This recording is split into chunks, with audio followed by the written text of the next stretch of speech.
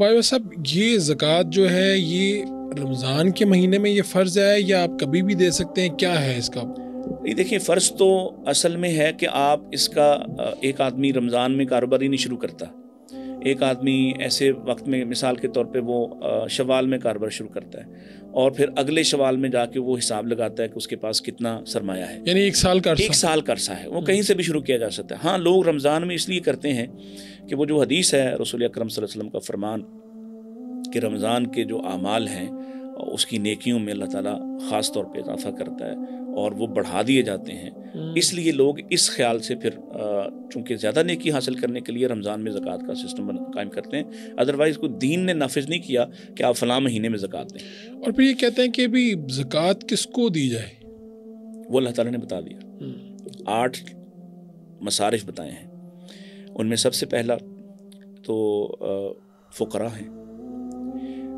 फ़ुक़रा का जो दुरुस्त तर्जमा हमारे यहाँ आमतौर पर हम फ़कीर को कुछ और माने में लेते हैं। ये जो मांगने वाले लोग हैं ये साइलीन हैं। इनको फ़कीर नहीं कहा दीन ने।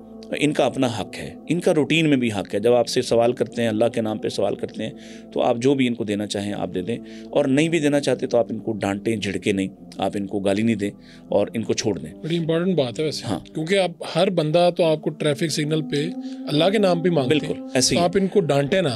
हमारे लोग, अगरचे हमें पता होता है कि ये सारे जो हैं वो प्रोफेशनल बैगर्स हैं और ये इनमें से बहुत सारे क्रिमिनल्स हैं, बहुत सारे भत्ताखोर हैं और कई और जराइम भी यहाँ बैठ के करते हैं। लेकिन फिर भी ये ना करें। ये हुकूमत का काम है, वो उनको देखे और उनको पकड़े। अगर वो क्रिमिनल्स हैं या असल हकदार हैं तो भी हुकूमत का ही काम है कि उसको डिफाइन करे। लेकिन हमारे सामने जब कोई साइल आ जाए तो हमें हुक्म ये है कि आपने इसको फला तनहर, इसको आपने डांटना नहीं है, झिड़कना नहीं है, गाली नहीं देनी, इसको बुरा नहीं कहना। आप इसको छोड़ दे नहीं दे सकते हैं तो कुछ दे दें। दूसरी असल जो चीज़ है वो है फ़कीर। फ़कीर कहते हैं तंग दस्त को।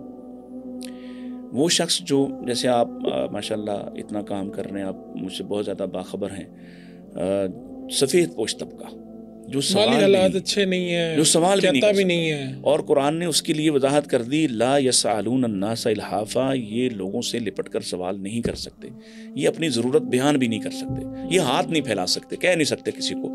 ये है असल में फ़ुक़रा कि आप जानते हों, आपके करीबी सर्कल में आप जानते हों, या हुकूमत अगर इस तरह का डाटा रखती तो वो बेहतर जानती है कि कौन किस दर्जे पर रह रहा है, आमदन क्या है, खर्चे क्या, उसके लिए ज़कात पहला मसरफ़ ये है। दूसरा मसाकीन है वो मुस्तकिल मोहताज लोग जो ख़ुद नहीं कमा सकते, वो डिपेंडेंट हैं किसी के, जैसे कि कोई माजूर है, कोई ऐसा ज़ईफ़ है, ऐसे लोग। उसके बाद फिर बाकी मसारिफ में मकरूज़ लोग भी आते हैं, यानी वो लोग जो अपना कर्ज़ नहीं अदा कर पा रहे, और इसी तरह से उसमें गर्दनों की आज़ादी, व फिर रिकाब भी कहा कि गर्दनों यानी ग़ुलामों को आज़ाद करवाना। तो अब दुनिया में इस तरह से तो ग़ुलाम मौजूद नहीं है, लेकिन हमारी जेलों में बहुत सारे ऐसे लोग पड़े होते हैं जो अपना वो जो उनको पेनल्टी होती है, अपना फ़ाइन नहीं पे कर पाते, और बेशक वो अपने जुर्म की सज़ा, मुजरिम ही थे पहले, उन्होंने अपने जुर्म की सज़ा काट ली, लेकिन अब वो फ़ाइन पे नहीं कर पा रहे, तो उसकी बदले उनको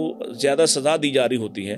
तो आप उन लोगों की गर्दनें आज़ाद करवा के यहाँ अपनी ज़कात को खर्च कर सकते हैं। इसी तरह से तालीफ़ क़ल्ब के लिए नौ मुस्लिम लोग जो इस्लाम लाएँ, तो उनके तहफ़्फ़ुज़ के लिए और उनको स्टैंड करने के लिए आप माली तौर पर उनको ज़कात दे सकते हैं। इसी तरह से मुसाफिर को, चाहे वो अपने घर में अरबपति ही क्यों ना हो, अगर वो रास्ते में कहीं लुट पिट गया है और उसके लिए मुश्किल खड़ी हो गई है घर जाने के लिए, जैसे बाहर के मुल्कों में हमारे बाज़ लोग होते हैं कि उनके साथ कोई हादसा हो जाता है, वापस आने के लिए पैसे नहीं होते, या यहाँ कोई ऐसा मुसाफिर हो, आप उसको दे सकते हैं। फिर इसी तरह से जो ज़कात इकट्ठी करने वाले लोग होंगे उन पर भी ज़कात खर्च हो सकती है, उनकी तनख्वाह वगैरह दी जा सकती है अगर गवर्नमेंट करे, या इदारों ने अगर अपने बंदे को रखे हुए हैं, बाज़ ऐसे इदारे होते हैं उन्होंने अगर अपने कलेक्टर्स रखे हुए हैं तो उन पर भी ज़कात खर्च की जा सकती है।